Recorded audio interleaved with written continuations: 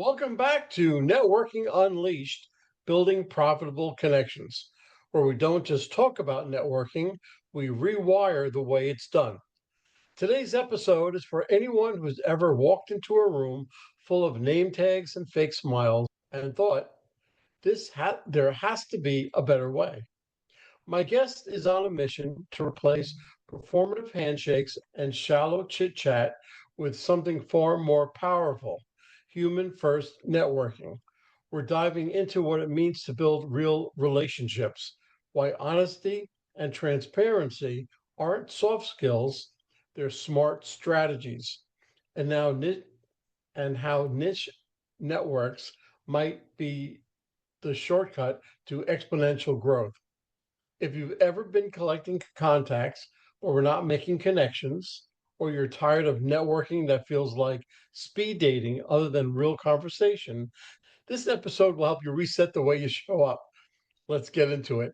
I apologize for me going in and out like that, but I have to tell you one thing, Brandon, before I introduce you. This is exactly what I talk about. This is exactly what I do when I go on stages, when I do conferences, or when I do workshops. What you're talking about is exactly what I'm talking about. So I'd like to introduce Brandon Sherwood to the podcast. And I hope all my listeners are keeping their ears on, because I think that this episode is really going to teach them a few things. Brandon, how are you? And welcome to the podcast. Well, thank you. Thank you, Michael. I'm doing well. Doing well. It's a balmy day in the summer in Utah. Okay. How about if you give us a little bit about your background? Yeah, so I have basically done two things in my life. I have sold RVs and I've bought teeth, which may sound really strange, not the RV part. So I run a company that buys dental scrap, old crowns and bridges from dentists. And I've done that for a long time. And we have about 38 reps around the country that I manage. And on top of that, we've also just started a really cool company called Gladly Network that helps to build upon our mission to bless lives. And with that, we've created an employee perk program that will help connect individuals from offices, employees, and really cool, innovative, and most importantly, impactful companies around the country. So, Okay, that sounds great. That really does. That sounds great. Okay, so I put together a few questions for you, and hopefully they were right in line with what you wanted to talk about. But you talk about human first networking. What does that mean in practice, and how does it challenge the way most people approach networking events today? I actually hate networking events. I don't know if it's a little social anxiety or what it is, but if I walk into a room full of people, I'll stand in the corner and watch everybody until somebody comes up to me. I have a little anxiety about that.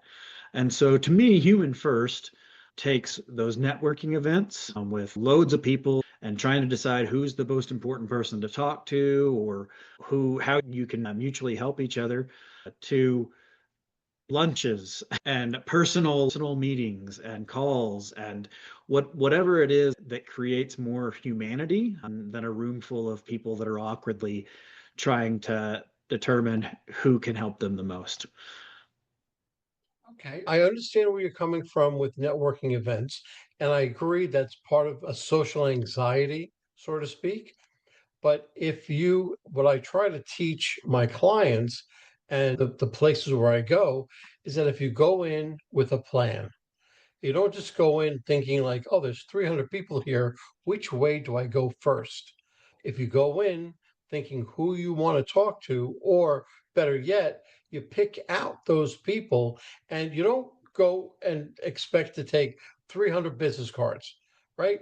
You go Yeah. in expect to take 15, maybe 20 business cards, but that means that you've created a relationship with those people and you can do a proper follow up. And follow up, I believe, is more important than meeting the people.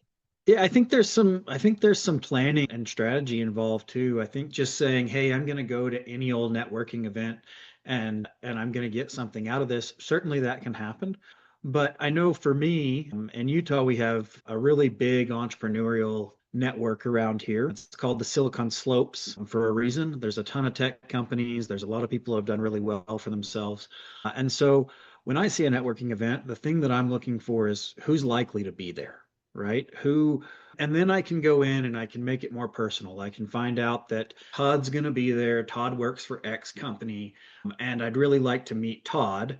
And so I'm going to either send him a note ahead of time, hey, we're both going to this event, let's link up, or I'm going to at least find out something about him and set a goal to talk to him. And maybe I do that with 10 or 15 or 20 people that I think are going to be there, or from companies that I'm interested in networking with. And so that preparation is really important as well. It helps you to really focus on what the purpose of the event is. And then again, it allows you to hit them ahead of time potentially, and get your name out there. And then when you do introduce yourself, it's not completely cold, which is usually the awkward part. Absolutely. Absolutely. And you're right on the mark when you say you're going with a plan or going with thinking of who you want to attack first. Let's move on. What's the biggest myth about networking that's still being taught, and why is it keeping people broke or disconnected? I think that the biggest myth is that you have to be a social person, or you have to be this introvert to be able to network. And I think it keeps a lot of from being able to go out and what networking is creating that network, creating those relationships. I found, and I've managed a ton of salespeople over my life, and I found that some of the best salespeople I've ever managed have been introverts. They don't get their jollies from talking to people. They talk to people because that's how they make a living. And so they've learned the skills to be able to do that. And so if you're an introvert, if you're a person that doesn't like to be in big crowds, if you're a person that doesn't like to put themselves out there and go talk to people, that doesn't necessarily mean that you can't network. We can do lots of different things. Again, with that preparation and that planning, you can decide ahead of time, hey, I'm going to go talk to this person. This is the purpose. And even though this may drain me a little bit, I can still do this. And I think that there's lots of people out there who avoid networking events or avoid networking at all. And anything that might say networking scares them to death, because they think, oh, that's for those social butterflies. And that's not necessarily the case. That's absolutely true. I found that one of the biggest myths of networking is talking. When you go up and you just start blah blah blah blah blah blah blah, diarrhea of the mouth, and people are looking around like, why? What? I'm a firm believer in that when you walk up to a table or something else, that you don't talk. You never talk. You wait for the conversation to come around to you. If it's a good fit for you, then you either move on or you become part of the conversation. But that's just me and part of my teaching. You've mentioned the awkwardness of traditional cocktail party networking. What should someone do differently the next time they walk into a room full of strangers? I think your recommendation to maybe keep your mouth a little tighter is probably That's being really nice. helpful. When you walk in and essentially announce yourself, yeah, that creates some awkwardness. Part of the kind of the people first approach that I take to networking is looking at every interaction through the lens of the person that you're communicating with. It's not just me trying to get my message across or get some benefit out of this relationship. If I can take a step back and look and see how each person in that room, that cocktail party or whatever it is, if I can take that a step back and say, okay, this person, how can I help them? Right? What can I do for them? Then the network just happens, right? It becomes mutually beneficial because you had this mentality of I want to help this person. And it goes back to the lens that we look through Gladly and through other opportunities that we have, which is how do I bless this person's life? Right? How do I make this person's life better? And it hasn't failed me yet that when I take that approach, it amplifies everything that I'm doing as well. I agree 1,000%. It's called having a servant's heart. When you go into networking, what can you do for them and not look for something that they can do for you? Yeah. So if you're doing that and after you get into a conversation with them, and without you even saying what you do, you come across with the same thing as like, how can I make you more successful? How can I Absolutely. be a good referral source for you? And when you do that, it just takes all the pressure off you. It takes all the pressure off. You begin to enjoy yourself, which is the other half of this. And you start doing, and you start connecting people. Say, oh, you know what? You needed that. Oh, this person is in need of that. I'm going to put you two together. And, I make it a practice every week. I do that with two people. I put them together and I back away. I don't expect anything in return, but I'm just connecting those two people. Yeah, and because of that, you become a person that people want to be networked with, that people want to be connected with. I had a meeting with a guy that one of my mutual friends had connected us, and we were talking about this friend, and that's the way this guy is. He's the type of guy that connects everyone around him, and he has a huge network. And the guy I was meeting with said, I could just tell from the instant that I met him that this was a guy I needed to keep up with, right? This was a guy that was going to introduce me to a lot of different people. It was going to be a positive experience, and he was going to help me as much as he could possibly help me. And that's the people we all want to connect to. We don't want to connect to people that it's ask, right? It's, hey, I know this guy, I know this lady, they're doing something similar, or maybe they could be of use to you, or even sometimes just, I think you really need to get to know this person. And yeah, keeping everything within your network, all those connections moving together is definitely the way to continue to build. Yeah, because what goes around does come around, right? Absolutely. Because pretty soon that they're going to say, well, you know what? Michael introduced me to him. I think I should introduce Michael to XYZ, somebody else. So it does come around. Yeah. Okay, you champion niche networks. How does narrowing your circle strategically lead to broader and more profitable opportunities? It's really easy in life to look at, and especially when you're starting a business or when you're starting this whole networking approach, it's really easy to look at the total addressable market, right? You watch Shark Tank and you hear, this is $1 billion market. And what that means is there's this opportunity for all this stuff.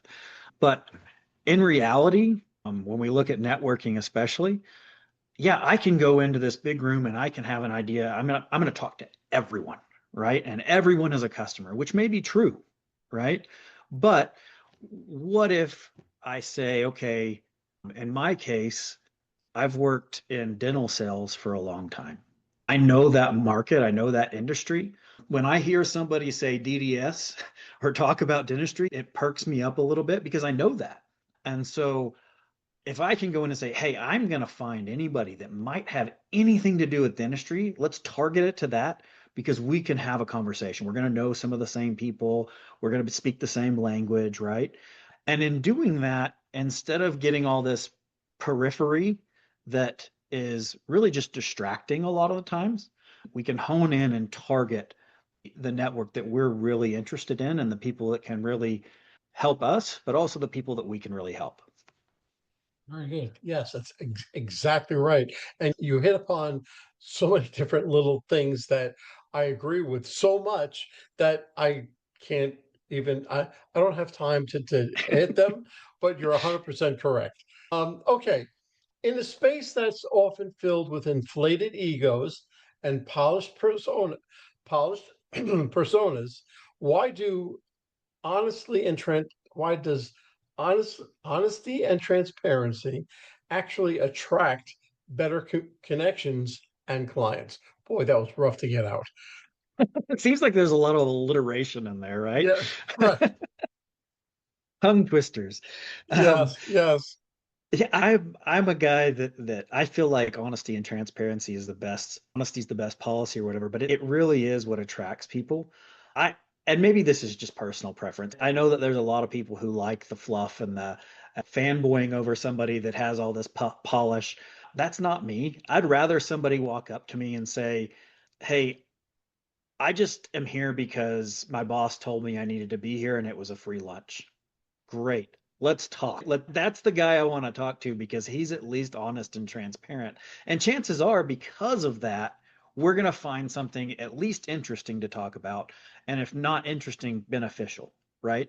Something we're being straightforward with each other. And so I feel like that attracts a lot of people. It's not the norm in most of these situations. And so you really stand out as, man, that guy's just he's correct and bold, and what's he got to say? Because whatever he's saying, I know is at least honest, it's truthful, and he's not blowing any smoke. Yeah, you're right, but you're leaving out a third of that persona. That's authenticity. Yeah. So if that person is honest, his integrity is there, but he's authentic to himself and to the job. You know what? That's the person that I want to go connect with, because you're right. Because even if you have nothing in common, you'll find something, Yeah. right? And you'll enjoy yourself that much more. But that is a very distinct part of what that question was all about. Yeah. Okay, so here, I don't want to get into that problem again. Can you recall a moment when being real, second, when being real rather than impressive completely changed the outcome of a business relationship for you? I I don't know that I'm ever that impressive. So all I've got to go on is real. Okay, I was telling a friend okay. earlier this morning that I don't think I've ever had the problem of being the best at something and not having to try.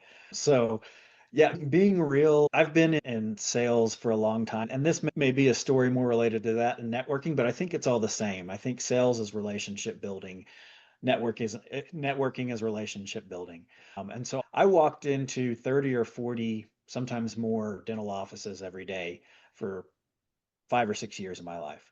And they were the same offices every 6 months. So I'd run and see 3,000 offices in 6 months, go back and see the same 3,000 offices. So I pretty well knew the offices that were going to be cold and the offices that were going to be warm, the offices that were going to like me and the offices that weren't. And I had several instances where instead of walking in with this positive, salesy, pitchy attitude, I knew that they didn't want me there. And I'd walk in, hands in the air. Sorry, guys, it's my job. I'm back again. Let's be real here. Do you have anything or not? Right. And the reaction, because you just turn the table so much. People just aren't, the word you used, authentic. They're not real. And so when you're slapped in the face with that authenticity, when you're slapped in the face with that real persona, it's not, it almost makes you stagger back, right? And all of those walls that you've put up, whether it's a networking event or a sales meeting or whatever the case is, all the walls that get put up, they start to crumble because it's not what you're expecting.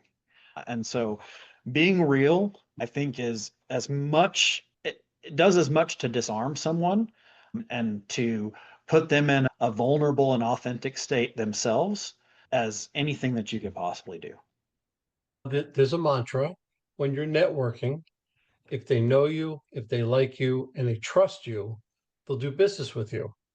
Now, you don't have that problem with everybody knowing you. You're in and out of 6,000 offices, right? They knew you. Now, if they like you, narrows the field down just a little bit, not by much, but a little bit. So they know you, they like you, and they have to trust you in order to do business with you. And that comes in that authentic part. So that's where the wall starts to come down. That trust factor begins to increase. And Mm-hmm. once the trust factor increases further than the wall coming down, you have a shot. Yep. Okay. Before then, you don't have any shot, right? Would you do business with somebody you didn't trust? No. Not likely. Yeah, no, not likely. So, that's what you need to really work on, that trust factor. And I think it'll really be handy. I think you have already. All right, let's talk ROI. How does human first networking directly translate to revenue, referrals, or reputation over time? The Again, I've managed a lot of different salespeople, and I feel like a handful of different personalities and skill set within sales. And sorry if I'm talking about sales when I should be talking about networking, but again, It's, I feel like it's a it's all lot right. the same. And so one of the most successful salespeople that I ever had was what I'd call a hammer. He could take any nail and he could pound it into a board. Now, later on, that nail would be really upset, but they were in the board. I've never been that guy. I've always been, again, the guy that tries to look at everything through the lens of somebody else, what they're seeing. And so my goal has always been to take their view. How are they feeling about this? How can I turn this around and make their life better? And in doing that, again, that human first interaction, people, you're more likely to create a long-term relationship. I've had competitors come in behind me that have taken business away, and it usually doesn't happen for more than one interaction because people realize yeah, that was forced. That's not what I wanted. Yes, most people can be talked into doing things they don't want to do, but when you have that human first, again, people first, putting yourself in their shoes, when you have that mentality, you're going to create more relationships. You're going to create the referrals because that's how people want to be treated. You're going to create revenue, and it's all going to come naturally instead of through some sales process that you learn knocking doors to sell pest control. No, I agree. I feel that ever since the pandemic, because before the pandemic, people were all out to build their customer list. I have 3,000 customers, and right, they don't even know their name. But after the post pandemic, people are into creating relationships. And where in my former life, I was in the mortgage business, I would go to a show and come back with 300 cards and say, look how good I did. Did I do good? No, I didn't. I did horrible. Right now, when I go to a networking event, I come back with 15 or 20 business cards because I've had conversations with them, I've had a relationship with them, and I can follow up with them properly. So, yeah, so what you're saying really comes through.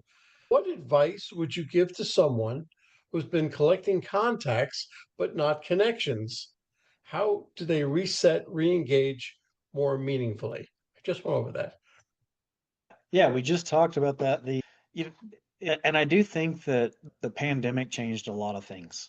And it did, I feel like it helped all of us understand the importance of relationships. The times when we couldn't just go into the office or go into the grocery store and talk to anybody we wanted made us realize that those interactions are important. And we may not get all of them that we expect. And so take advantage of the ones that you have, really, really make the most of them. Yeah, collecting contacts.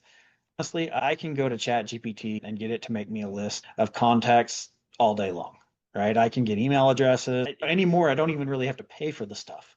I can go find it. It doesn't make a difference. But collecting connections, collecting relationships, and having that group of people that you actually know, you know how to help them, you know how they can help you, you know who they know, what their connections are, right? And having that is far more important. I would much rather have 10 or 15 people that I'm really, really close to that I can help and they can help me than 1,000 people that I know their name. Absolutely. And what you said was so real about after the pandemic because you don't know what you don't have until it's taken away from you. Yeah. So that interaction with people, it was taken away from us. And all of a sudden we realized I miss that. I miss talking to the person online. I miss on a store line or clothing line or something else like I miss that interaction. And that's where the beauty of the in-person networking comes in because you get to feel the vibe of the person that you're speaking to, the vibe of the room, and you get to say, you know what? I don't want to continue this conversation. Politely bow out, say, look, that's nice. I'll see you around the event. I'm going to go. Right. And just do that. So you're still meeting the people and everything else, but you're walking away with 15 or 20 contacts that you can follow up with. And it goes much further. Okay, so are there any specific tools or platforms where niche networking thrives better than others, or is it really about how you show up and not where? Again, you're talking to a guy who likes smaller events and smaller things. And yeah, there's different tools and platforms. I said in the beginning that I've sold RVs. Right? That's something that my dad had a dealership when I was growing up. I worked for the largest RV dealership in the country, and I've worked for small mom and pop type dealerships. And I found that going to an RV show or going to a trade show in any capacity, to me, the easier thing to do was sit down in an RV and wait for somebody just to show interest, and I'd talk to them at that point. We'd have small talk before that. I'd interact with everybody, but like we talked, you have a chance to step back, see everybody how they're interacting, and then you hone in on and choose the people that you want. And a large trade show where you go and you come back with 300 cards. That to me, it could be a niche trade show, right? It could be really focused on dentistry. But if you're not if you're not taking a niche approach and a human first approach to interacting with people and meeting people, then again, you're walking away with business cards that are empty. And yeah, maybe you can shoot an email and say, we talked, or I got your card, but it it goes a lot farther to have those 10 or 15 people that you can say, how was your wife's surgery? Absolutely. That goes a lot farther, and it gets even more honed in, more targeted as far as your network goes. Sometimes that can be by industry, sometimes it can be by type of person, right? Like we can look and we can go, that guy's standing over in the corner, I'm going to go talk to him. He looks like he's having a hard time. That's the guy I'm going to key in on. And so it's like we've talked about. It's about, yes, planning and figuring out these are the things that I'm looking for. I'm walking in here like with this, then also having the flexibility and the agility to go, okay, I've talked to three people that this is what they're looking for. I'm going to look for more people like that. I know that's not what I came in for, but I think I've got something here and I've got something that I can work with. Okay. Okay. Before I ask you the last question, I ask every guest the same question. Most of the guests, because it didn't pertain to all of them, but it pertains to you. You are successful in what you're doing. You've had a roundabout way of getting to it.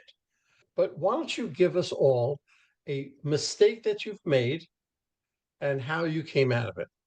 I'm not the guy who's pausing because I have to think of a mistake. I have to think of all of the mistakes and which one we're going to talk about here. That's the majority of the answers, by the way. Yeah. I want to be authentic in this. So the one of the roles that I have in my current position is to create new businesses, new ways of making money, but also new ways of supporting our current rep base and helping them to be able to make more money. And so we've tried a handful of things and failed. And I'll tell you that the biggest thing for me that I've learned is that as soon as I start chasing money and ignoring people, that's when the failure comes. We're in startup mode with Gladly Network right now, and it's really easy every day to look and see all the things that we're doing wrong and not to see the things that we're doing. I'm convinced that the one thing that we're doing right that I haven't done in the past in some cases is that I'm looking at every decision, every relationship, every connection with that mission to bless lives in mind. And so I'm convinced that if I continue to do that, then we won't be able to fail. Because to me, the perspective that you go in with, and whether it's a project or whether hiring somebody new or whatever the case is, whatever the problem is that you're approaching, if you can look at it through that lens of how can I help other people, that servant's heart, right? And in our case, the verbiage that we use is how can I bless lives? And if we can look at it through that, then it's inevitable that success will come. It's just us getting out of the way. That's so right. And you can build off of your failures probably a lot better than you can build off of your success because you learn so much more. Listen, I've been a small business owner, pizzerias, restaurants, graphic design studios for like 6, 12 years at a time. But I didn't learn more from my successes. I learned so much from my failures, and it made me who I am today. So I agree with that. Last question.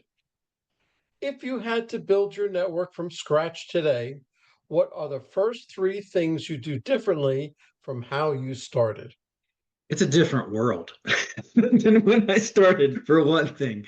I think one of the things that all of us are guilty of is collecting the cards and not the people. And so I think that's the first thing that I would say is what's my focus going to be so that I'm not just going out and finding contacts or finding this customer list, but actually finding relationships that matter and friends and real connections. I think that would be the absolute key there.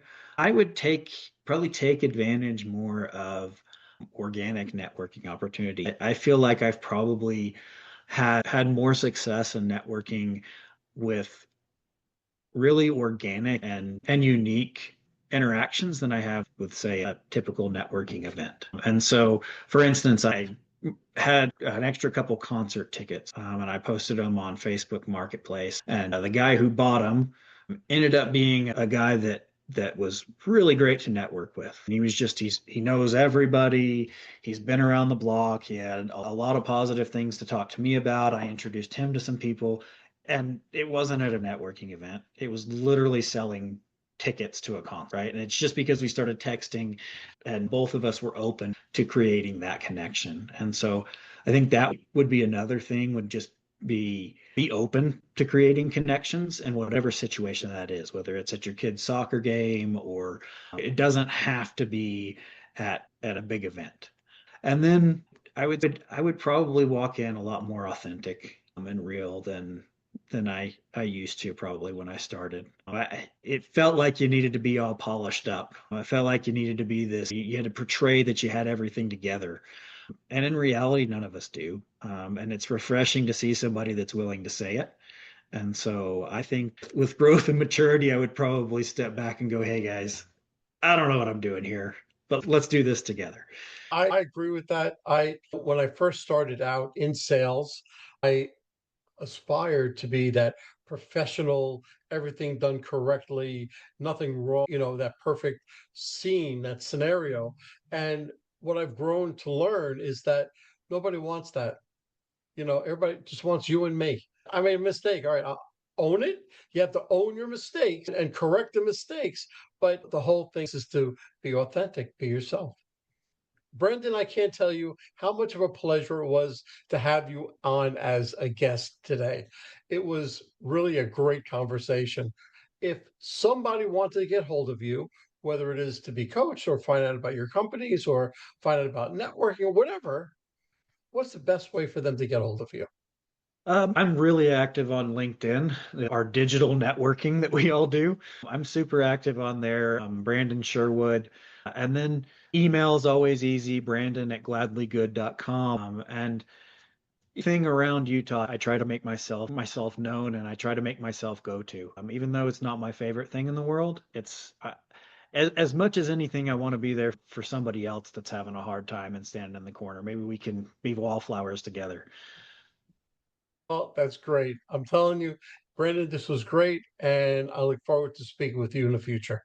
Sounds good. Thanks, Michael.